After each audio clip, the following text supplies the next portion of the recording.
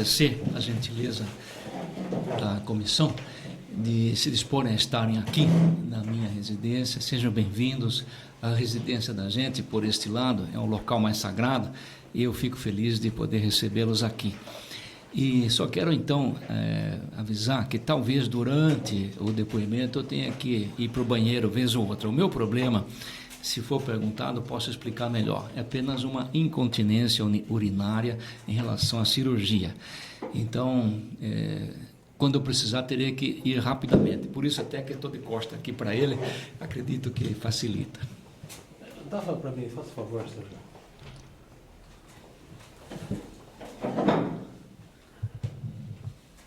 Luciano, a gente permitiu a gravação somente da parte do... Tudo bem? Não tem problema, né? Só a pessoa da câmera, né? Não tem problema. Pode começar, né? Quando o senhor quiser. Está gravando já? Está gravando? Está gravando. Bom, boa tarde a todos, boa tarde, prefeito, boa tarde a todos. Boa tarde. O Santos, o vereador aqui, o específico. Declaro aberta a audiência. Vai ser rápido. O que o senhor tem a dizer em sua defesa sobre... Só uma questão de ordem antes, presidente. Eu queria pedir a juntada da Lei Federal número 9.608/98, pedir a juntada nos autos, que Vossa Excelência defira até sob consulta do doutor da consultoria jurídica.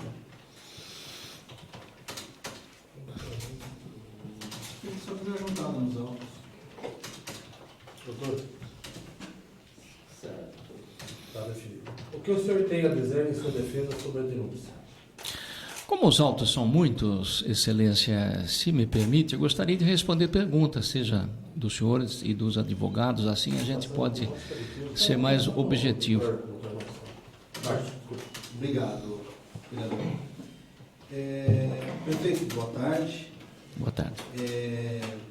Trata-se aqui de um processo de cassação de mandato que é movido com o senhor, formulado denúncia pelo senhor Salatiel, que é presidente do Sindicato dos Servidores.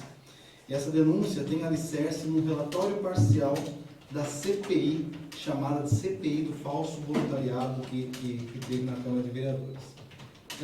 Consta que Salatiel teria recebido denúncia anônima acerca de denúncias de uma voluntária, no caso a Tatiane, da atuação dela como voluntária na prefeitura.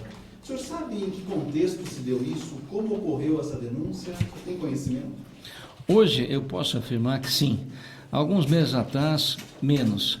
Mas como a Polícia Civil foi chamada a participar de investigações, isto que eu vou mencionar foi até matéria de jornais.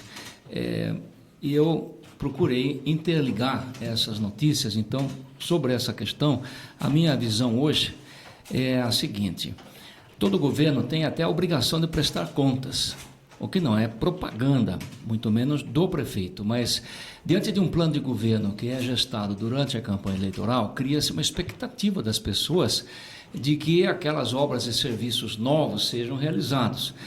Raro eleitor elege algum prefeito ou até vereadores apenas para fazer a manutenção da cidade, embora isto seja o básico. Mas, enfim, prestar contas das obras e serviços que foram discutidos e comprometidos na época de campanha é obrigação. Desde que nós tomamos posse, nós tentamos fazer uma licitação, até porque o contrato anterior do governo passado havia se esgotado. Então, uma licitação para que a gente pudesse escolher uma agência de publicidade para nos ajudar nesse trabalho de prestação de contas. E lembrando que nós recebemos uma administração que não tinha nem mesmo secretaria de comunicação. Até hoje, essa secretaria ela foi formada com o remanejamento de profissionais dessa área, que tem essa expertise, mas que estavam em outras áreas, e alguns comissionados de provimento externo que vieram com o seu currículo para isso. Nós tivemos muitas dificuldades para que essa licitação da agência pudesse ser concluída, entre essas várias impugnações, principalmente de uma empresa que à época eu nem conhecia, mas gravei. Eu estou procurando a resposta dessa questão, doutor Márcio. Infinity foi simplesmente uma empresa que fez várias impugnações durante o processo. Mas quando ele terminou, foi ao final do ano 2018, nós vimos que poderíamos dar seguimento ao objetivo da prestação de contas. Além disso, campanhas da dengue e outras campanhas de interesse público. São os dois grandes objetivos de qualquer agência ou maneira de se comunicar com a população. Então, aonde eu estou querendo chegar? Quando o presidente do sindicato fez essa acusação, ele mencionou que seriam servidores dentro da SECOM que estariam reclamando a ele, e ele, como presidente do sindicato, abraçou as acusações. Mas o tempo passou e hoje a minha opinião, convicta até por notícias que foram estampadas, é de que não, essas denúncias não vieram de servidores, nem da SECOM, nem de outras secretarias. Vieram de uma figura que ou passou a ser muito importante em todo esse contexto, o contexto da comissão processante e também da Operação Casa de Papel. Eu sou Antônio Bocalão Neto. Essa figura, que eu mal conheço, ele se insinuou numa ocasião, esteve comigo uma única vez, quando eu soube quem era, nunca mais.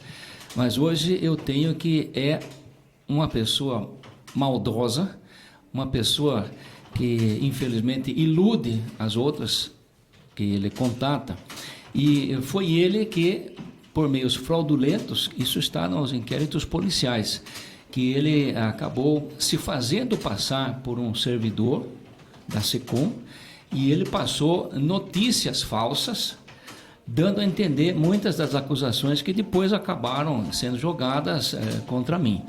Portanto, esse cidadão, Antônio Bocalão, usou o presidente Salatiel para fornecer essas informações que hoje, sabidamente, são falsas. Então, objetivamente, não houve denúncia de servidor da SECOM para o sindicato. Então, foi alguém que se passou por servidor. Eu creio que podemos afirmar isso, porque além das notícias de jornal, o relatório parcial, e acho que outros relatórios também já demonstraram que nenhuma das pessoas da SECOM, que foi chamada como testemunha, afirmou isso.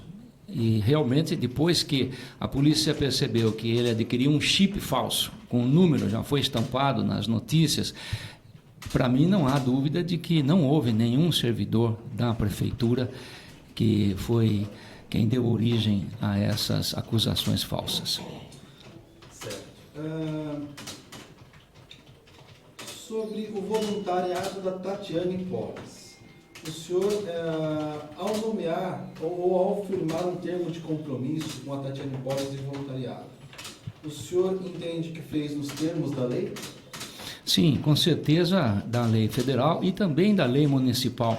A lei municipal, ela é quase uma cópia da lei federal, é um desdobramento. Isso acontece com frequência quando as câmaras resolvem repercutir uma lei federal. Eu acho isso positivo, por sinal. Então, naquela época, o que nós queríamos era fazer um programa chamado Fala Bairro. O Fala Bairro, entre vários outros também, esse tinha o objetivo de, a cada mês, aproximadamente essa periodicidade, que a gente fosse a um bairro ou região da cidade e antes a gente tivesse levantado as lideranças sociais daquele bairro, ou lideranças comunitárias propriamente, ou indicadas por algum vereador, enfim, pessoas que tivessem o respeito e trabalhos naquele bairro, naquela localidade. Então, foi para isso que eu convidei essa moça, Tatiane, para nos ajudar como voluntária, porque realmente tinha e tem esse desembaraço, contatando as lideranças de bairro. E também para que a gente pudesse prepará-las, solicitar a ajuda delas, no sentido do levantamento no bairro, junto à comunidade como um todo, das demandas na ocasião, também nos ajudar na execução de tarefas, que algumas eram feitas antes da data e outras posteriormente à data do evento chamado Fala Bairro. Então, eu separei também nas quartas-feiras um período para que eu me encontrasse com essas lideranças que haviam sido a cada época levantadas, para conversar eu também com essas lideranças. Então esse foi o trabalho para o qual ela veio naquela época do finalzinho do ano, começo de 2019. E no desenvolvimento dessas atividades, o senhor deu poderes de mando a ela para mandar em secretário, para mandar em servidor, alguma coisa nesse sentido? Eu entendo a razão da sua pergunta, doutor Márcio, mas não, um voluntário presta esse tipo de serviços e a grande vantagem do voluntário é uma mão de obra bastante boa, qualquer que seja o voluntário, no sentido de que não recebe nada, salário nenhum. Se amanhã depois essa pessoa assim surgiu contra aquele que permitiu esses serviços, não há encargos, a legislação é muito clara nesse sentido, é uma grande vantagem. O desafio, na verdade, é que a pessoa cumpra o voluntariado nessas condições. Por isso até que nós pretendemos aproveitar um artigo, tanto da lei federal, quanto é a 9.608, quanto da lei municipal, que diz que o voluntário não recebe salário, não tem direito a nenhum tipo de encargos. Porém, no exercício do voluntariado, as despesas que comprovadamente ele tenha podem ser ressarcidas. Esse é um artigo que, ao meu ver, nunca foi levado a cabo por quem quer que seja, mas cá entre nós. O grande problema é que as pessoas se propõem e depois não aparece. Digamos, um psicólogo que diga que vai dar meio período por semana dentro de uma organização social. Ele vai na primeira, depois vai na segunda, acaba não indo mais. Em parte porque há despesas. Pode ser uma passagem de ônibus, pode ser a refeição durante o dia do voluntariado, pode ser um treinamento específico. Até um psicólogo talvez precisasse de um treinamento específico para atuar, por exemplo, numa creche especializada como é Maria Clara. Então, o nosso objetivo do programa Sorocaba Voluntária foi o terceiro setor, mas nós, além da gente fazer o recrutamento, exercer uma fiscalização para que essa pessoa, uma vez assinando o termo de comparecimento, fosse naquela frequência, é que nós pudéssemos fazer o pagamento, a prefeitura fazer o pagamento das despesas que comprovadamente houvesse em favor do terceiro setor. E o terceiro setor, todo mundo sabe que raramente tem dinheiro suficiente para suas atividades, é uma colaboração. Entretanto, não foi o caso disso, porque como ela já era uma pessoa conhecida e que tinha essa facilidade de contatos nas lideranças de bairro, o trabalho dela foi ligado ao gabinete diretamente pela lei federal 9.608, porque o decreto que nós fizemos, que é um decreto baseado naturalmente na lei federal e na lei municipal, mas com alguns detalhes a mais. Um ou outro detalhe pode não estar contido na lei federal, mas foi feito para o terceiro setor. Por esse motivo é que nós acabamos, foi dois assuntos em paralelo, nós acabamos cancelando, revogando o decreto, porque infelizmente lá atrás, quando da lei para o decreto municipal, eles colocaram lá que era proibido pagar as despesas. Esse foi o grande problema que levou depois, e as coisas aconteceram em paralelo. Só me permite uma intervenção, são duas coisas distintas. A primeira pergunta foi objetiva, sim ou não? Tatiane, enquanto voluntária, recebeu alguma ajuda de custo, reembolso de despesa? Não, absolutamente não. Eu só fiz essas observações pelo conceito que nós tínhamos em mente com o decreto do Sorocaba Voluntário, mas ela não recebeu absolutamente nenhum provento financeiro e também não teve nenhuma atitude dela à minha vista que extrapolasse a função como voluntária. Voltando à pergunta inicial, então. Não chegou ao conhecimento do senhor que Tatiane estaria dando ordens a secretário ou a servidores? Não, de modo algum. Tá certo. O senhor entende que o termo de compromisso firmado pelo gabinete do prefeito e com Tatiane estava amparado pela lei federal? Sim. Sim. E o decreto não se aplicaria a este caso porque...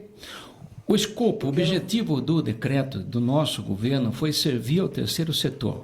Portanto, ter pessoas da comunidade que aceitassem aquela proposta e que, se fosse o caso, mediante o pagamento das despesas comprovadas, de fato atuasse no terceiro setor. Nada disso era o caso da Tatiane como voluntária. Perfeito. Por acaso, o senhor determinou ou autorizou que se instalasse um posto de trabalho para Tatiane no sexto andar com mesa, cadeira, computador, telefone? Não, ela não tinha isso, até porque, como eu expliquei, o trabalho dela era fazer contato com as lideranças de bairros, na frequência de uma vez por mês. Praticamente ela levava o mês todo fazendo esses contatos, selecionando lideranças, depois preparando com o doutor Eloy, principalmente, que era o secretário de comunicação, e eventos. Esses eventos todos, eles eram coordenados pelo doutor Eloy Oliveira, que era o secretário. Mas ela fazia os contatos de campo, algumas vezes trazia essas lideranças falar comigo na quarta-feira, ou, especialmente, eu ia até o bairro preliminarmente. Esse era o trabalho dela. Então, ela nem ficava tanto. Claro, frequentava esporadicamente o prédio, mas não tinha nem mesa, nem cadeira, nem telefone. Nem no sexto andar. E na Secretaria de Comunicação, na SECOM, ela também não tinha nenhum posto de trabalho? Não, porque esse voluntariado era dela junto ao sexto andar, que nós é que preconizamos esse programa Fala Bairro, coordenado pela SECOM.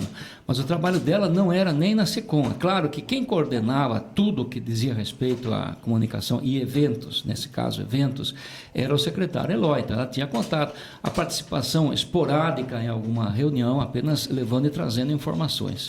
Então, as questões estratégicas ligadas a este programa, o senhor tratava com quem mandava no programa, que era o secretário Eloy? Sim, sempre o secretário Eloy.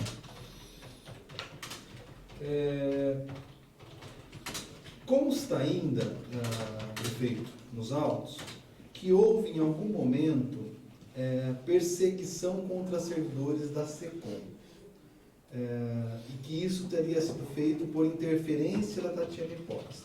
Em algum momento, Tatiane pediu para o senhor fazer remanejamento ou praticar algum assédio contra servidores da SECOM? Não fez porque não era do trabalho dela isso. De fato, houve naquela época, mas isso acontece com frequência, quase todos os meses há remanejamentos de pessoal de uma secretaria para outra. Por exemplo, neste momento estamos discutindo, claro que há uma decisão a ser tomada, e sempre tem prós e contras, a transferência de alguns setores e, naturalmente, servidores para a Secretaria da Cidadania e Participação Popular. Então, quando há um pedido que pode partir de um determinado secretário ou de servidores, a gente analisa. E os remanejamentos acontecem esporadicamente, mas sempre por interesse público. E também não por castigo. No caso específico da SECOM, como eu disse ao início, essa é uma secretaria que não integrou nas mudanças que nós apresentamos e foram aprovadas na Câmara, logo no primeiro mês do governo, não foi criada uma estrutura para essa secretaria. Então, pessoas que estavam lá na primeira época chegaram lá porque estavam em outras secretarias primeiro. E depois, com o passar do tempo, a necessidade daquelas pessoas diminuiu.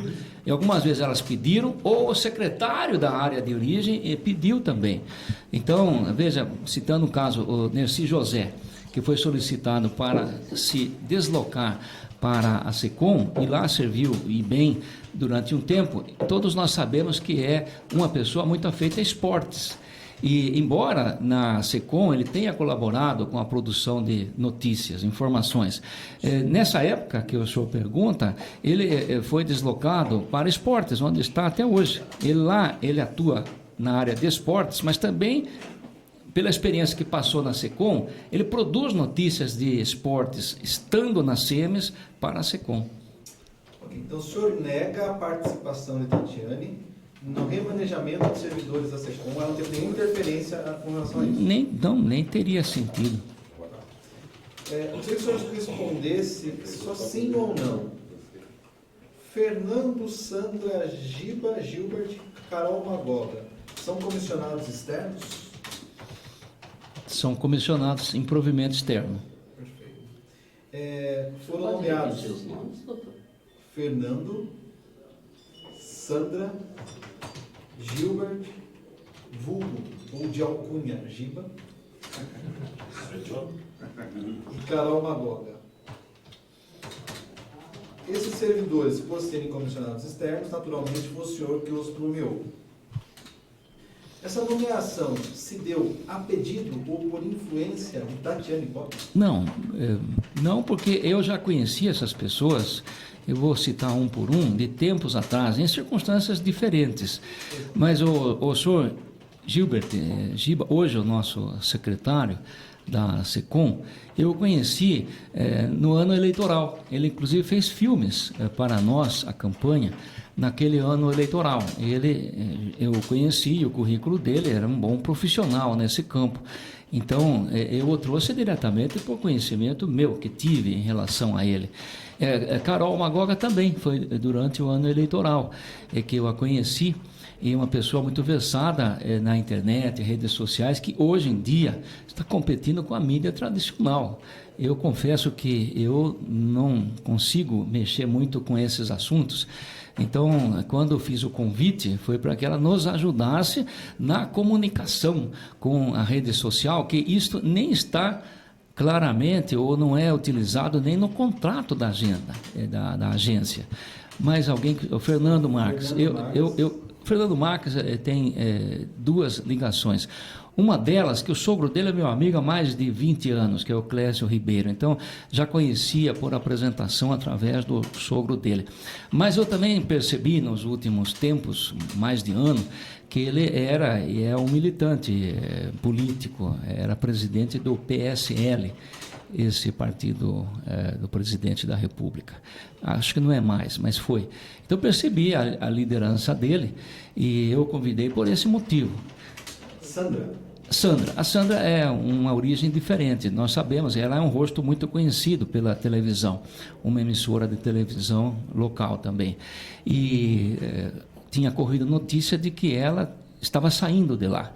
E nós precisamos, na feitura dessas mídias, de rostos que apareçam, que na verdade o grande trabalho é nos bastidores, mas precisamos de apresentadores, homens ou mulheres. Então, eu mandei procurá-la, se ela aceitaria, e ela aceitou. Então, veja, as origens são, dentre esses nomes que o senhor colocou, bem diferentes. Não tem absolutamente relação nenhuma com Tatiane Polis? Não, talvez Tatiane conhecesse alguns ou todos esses, mas comigo não houve influência dela.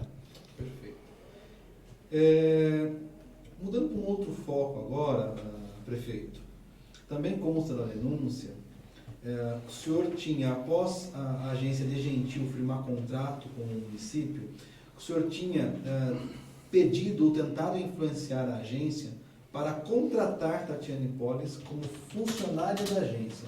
Isso é verdade, sim ou não? Não é verdade, até porque, se o senhor está se referindo à agência, foi no final do ano, depois da licitação, que nós conseguimos celebrar esse contrato. Ela já estava chegando como voluntária, que é a forma que pareceu adequado para ela nos ajudar no programa Fala Bairro. Tá, então o senhor nega ter feito algum pedido para a agência para contratar Tatiane? Sim, nego, porque não havia mesmo necessidade. Também consta na denúncia, em algum momento o senhor teria pedido, a agência teria recusado a contratação de Tatiane a pedido do senhor, e que então o senhor influenciou, ou determinou, ou pediu para a agência repassar uma quantia para Tatiane Polis de R$11 mil. Isso é verdade ou é mentira? Bem, essa é uma informação que eu já vi na imprensa e lamento muito, é mentira, para já responder de cara. Mas eu não quero me alongar, mas infelizmente o ex-secretário Eloy, que é um dos casos que mais me decepcionou desde o início do governo, ele refez o depoimento dele. Esta negativa até ele fez quando foi chamado na CPI. Depois, quando ele foi acusado na Operação Casa de Papel, aparentemente por motivos de desespero pessoal, ele refez essa manifestação, criando essa acusação no tocante à minha pessoa, certamente falsa, porque não houve nenhum dinheiro envolvido ou pedido meu nesse sentido que tivesse sido feito à agência ou quem quer que fosse. Foi apenas uma atitude, ao meu ver, desesperada, e eu digo isso, repito, pela mudança do depoimento dele em relação à CPI e depois à Polícia Civil, quando possivelmente tenha sido descoberto um esquema corrupto de que ele estaria participando juntamente com Antônio Bocalão Neto. Se houver mais perguntas sobre esse assunto, o esquema, até onde eu sei, poderá dizer, mas agora eu fico apenas nessa resposta, que não houve nenhum pedido meu. Tá. Ainda nessa questão de dinheiro repassado para Tatiane, também surgiu rumores na imprensa, e estão aqui nos autos na denúncia, de que esses servidores, Fernando Marques, Sandra, Giba, Carol, estariam repassando parte do salário dele para essa Tatiane Polis a pedido do senhor ou por influência dela. Isso é verdade? O senhor pediu alguma coisa? Tem conhecimento disso? Doutor Márcio, eu vou responder que não, mas veja, nem tem cabimento. Eu sei que as acusações nascem, mas esse tipo de repasse, quando acontece, e é ilegal naturalmente, só vem do comissionado para o detentor do cargo. São esses os casos. Não teria nem sentido, nem lógica que uma assessora recebesse. Ela não era detentora do cargo. Eu, sim, o prefeito, sou quem nomeia ou exonera cada um desses cargos de comissionamento externo, são aqueles não estatutários. Portanto, a resposta é não, não houve. Em algum momento o senhor pediu para essa voluntária fazer a gestão, interferir no contrato com a DGentil, a agência de publicidade? Não, e mesmo que eu pedisse, isso também não teria sentido, porque ela não tem a formação curricular exatamente para isso. O senhor nega a participação dela na gestão desse contrato com a DGentil? Sim, totalmente. Ela não fazia essa atividade porque era o secretário Eloy quem fazia essa atividade. Apenas por um curto período e por